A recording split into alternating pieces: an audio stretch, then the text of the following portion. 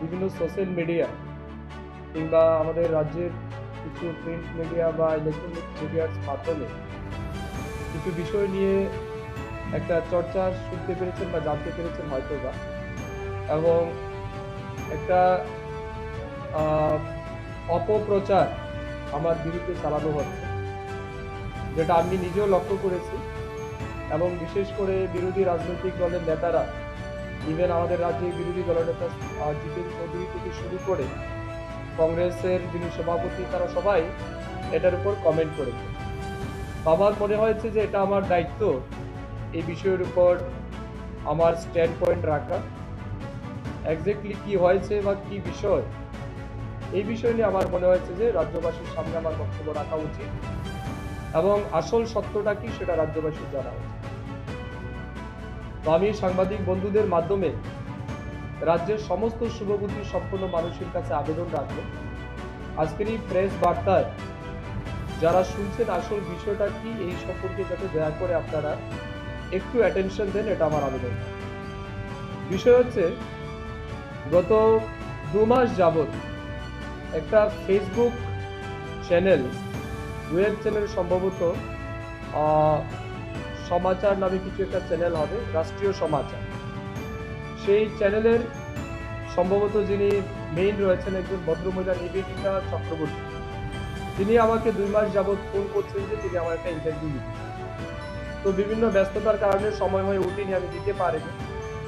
তিনি প্রতি সপ্তাহে 2-3 বার করে আমাকে ফোন করেছেন যে উনি ইন্টারভিউ নিতে চান, এবং সে অনুযায়ী গত শনিবার দিন বিকেলবেলা আমি ওনাকে সময় দিয়েছি, সন্ধ্যার সময় ইন্টারভিউ নেওয়ার জন্য।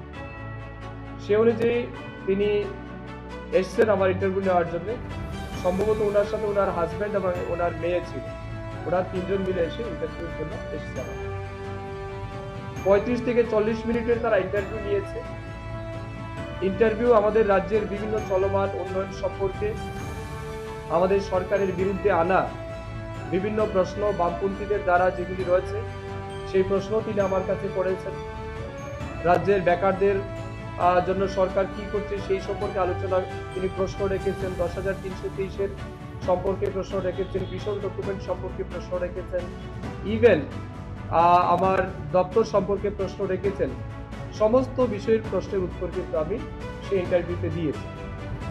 সে অনুযায়ী ইন্টারভিউ যখন শেষ হওয়ার পরে ওনারা হাজব্যান্ড অ্যান্ড ওয়াইফ দুইজন দাঁড়িয়ে প্রায় 5 মিনিট আমার সম্পর্কে প্রশংসা করলেন, যে আপনি অত্যন্ত ভালো বলেছেন এবং আপনার যথেষ্ট সাহস আছে, আপনি অনেক সাহসিকতার সহিত অনেক সুন্দরভাবে উত্তরগুলি দিয়েছেন, অনেকেই দিতে চায় না, এই জন্য আমরা আপনার কাছে এসে এরকম বিভিন্ন নানাহ প্রশংসাযুক্ত বক্তব্য ওনারা 4-5 মিনিট আমার সম্পর্কে করেন। শেষ করে আমি তাদেরকে অফার করলাম চা খাবেন কিনা, চা মিষ্টির জন্য অফার করলাম। তারা শেষ পর্যন্ত বললেন যে স্যার আমরা চলে যাব, তবে ওনাদের একটা রিকোয়েস্ট আমার কাছে যে স্যার আমাদের আইসিইউ ডিপার্টমেন্ট থেকে কোনো রকমের টাকা আমরা পাই না, আমাদের সোর্সও অনেক কম এবং আমাদের খুব কষ্ট করে সংসার চালাতে হয়। তো আপনার কাছে আমার একটা আবেদন, যেহেতু আপনি 3 দপ্তরের মন্ত্রী, আপনার 3 দপ্তরের বা আপনি মন্ত্রী হিসেবে যে কাজ করছেন, আমি প্রত্যেক দিন জায়গায় জায়গায় গিয়ে আপনার নিউজ কভার করব। বিনিময়ে আপনার কাছে আমরা ইয়ে করতে চাই, বছরে আপনি আমাদেরকে 5-7 লাখ টাকার মতো অ্যারেঞ্জ করে দিন, তাহলে আমি প্রত্যেক দিন আপনার নিউজ আমি কভার করব নিজে ফিজিক্যালি। সেই সম্পর্কে আমি ওনাকে উত্তর দিতে গিয়ে বলেছি, দেখুন আমার দপ্তর থেকে এত টাকা দেওয়ার মতো তো ব্যবস্থা আমার কাছে নেই, এবং আমাদেরই বা সোর্স কি, আমি আপনাকে 5-7 লাখ টাকা দেবো, কোত্থেকে দেবো? এই বিষয়ের উপরই কিন্তু আলোচনা।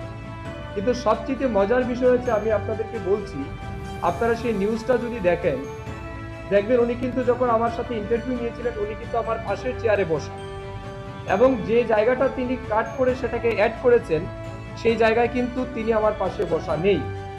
এটা সম্পূর্ণ আলাদাভাবে ইনফরমাল কথা চলছিল সেই সময়।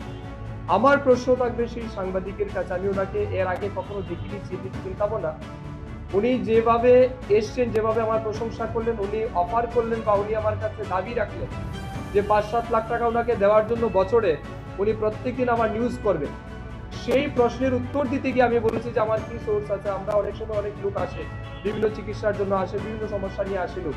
আমরা একে তাকে বলে অনেক সময় বলি ভাই একটু সাহায্য করো। এইভাবে আমাদেরকে ম্যানেজ করতে, আমি যতটুকু পারি নিজে থেকে সেটা করি, তার বাইরে একে তাকে ধরে কিছুটা ম্যানেজ করার কথা বলি।